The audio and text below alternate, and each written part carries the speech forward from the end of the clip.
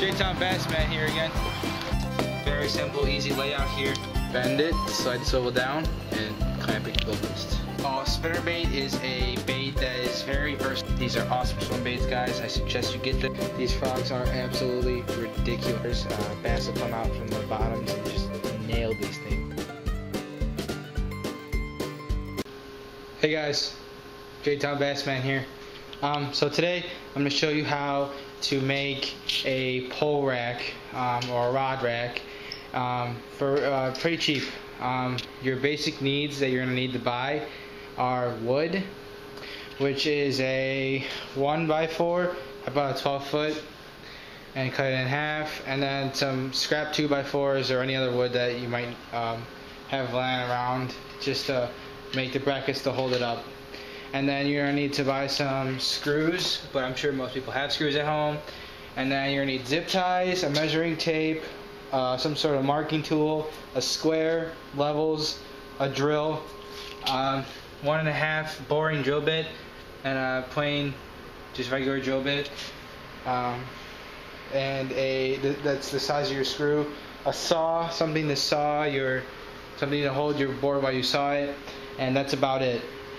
Oh, and maybe a ladder if you're going to be putting this high on the wall or something.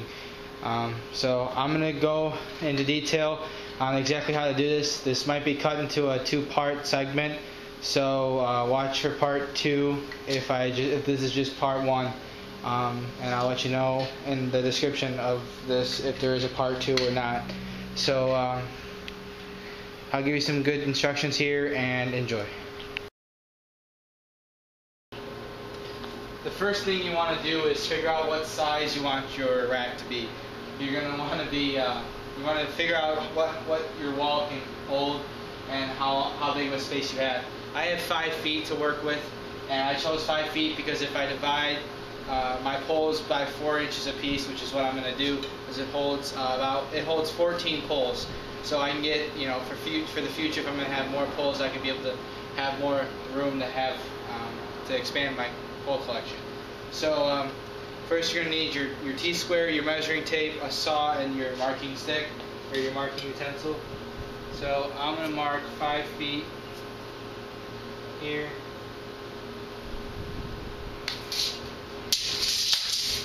Then using my T-square, I'm going to make a straight line so that I can easily cut.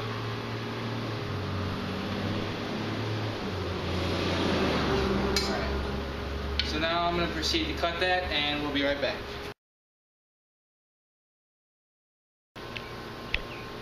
Okay, so now that we have our boards cut to 5 feet, the way I've made this, designed this rack, is so that it's spaced out every 4 inches, and this will hold from push buttons to bait casts to spinning reels. All of them will be able to be used on this rack. So we're going to mark every 4 inches here. Okay, I'm just going to show you a couple here first. Then you're just going to transfer the line over, lining up you're going to use your extra scrap here. You're just going to transfer the line over. This, because you're going to have to use it instead of measuring for top and bottom, this makes it easy so that you know exactly where your mark is, and you don't have to worry about transferring it over. So just line up your boards together because they should be the same length. Do every 4 inches. Use your extra scrap, make a straight line across both boards, and then we'll be right back after for the next step. Okay, so now that we have all of our lines marked, we're going to go back in, and your 2x4 will sit behind one of the boards like this, and then underneath on the top one.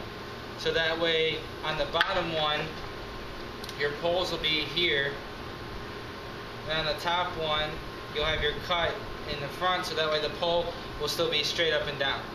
So for the top board that you're going to use, I'm going to be using this one right here. You're going to take your 2x4 for your back wall plate or whatever size you're going to use, and then you're just going to make a little T on all your lines that you spaced out 4 inches.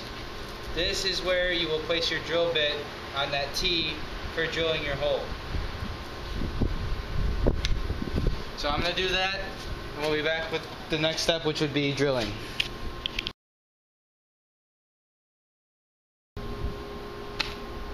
So when drilling the holes, again, you're going to use a 1.5 inch boring bit, and you're only going to go halfway into the board.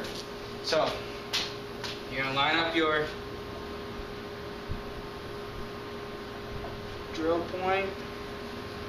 Make sure that you're level.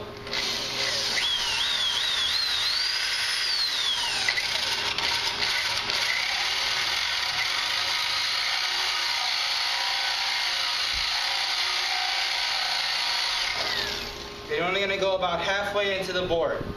This is so that your pole is sunk in the rod bottom, so that it doesn't kick out. And you want to use 1.5 inch because your rod will perfectly fit in the bottom. It fits every single kind of rod bottom. So you're going to drill out all of your holes here, and then this is what it should look like once you have drilled all of your holes. And if you can see mine, you can see there's a little hole of light peeking through. That's how you know you're at the right depth. If at every one you can see the bottom of the ground from where you were drilling. Okay, so we're going to mark up the top now, and we'll be ready to go with that.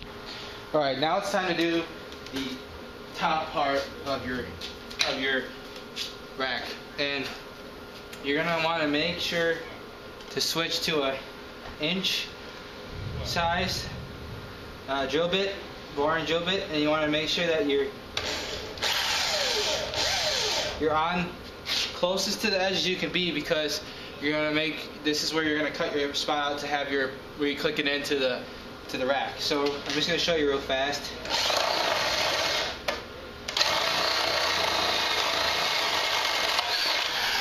And with these, you're going to go all the way through. So do that with all 14, and we'll be back. After drilling all your holes, without breaking the board this time, it should look like that. All 14. Now you're just going to take some sandpaper, roll it in a circle, and slide it through the hole. So you clean out the inside of the hole so it's not rough. And then you're going to want to take and get all those extra pieces that are broken off there and take those off. Maybe even use a file to just do the edge. So I'm going to do that, and then we'll be back again to show how to start assembling it to be able to hang it on the wall.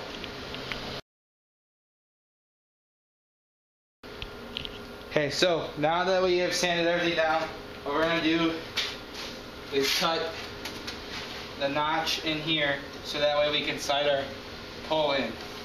So you're going to line up your saw here, and you're going to cut tangent to the side of the circle you just made with the drill bit. Okay, once you're through, you're good. And then again.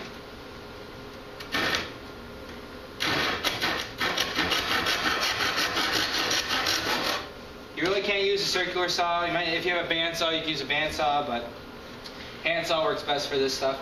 So you again cut all of these out so you have all 14, and then we'll be back again to show you the next step.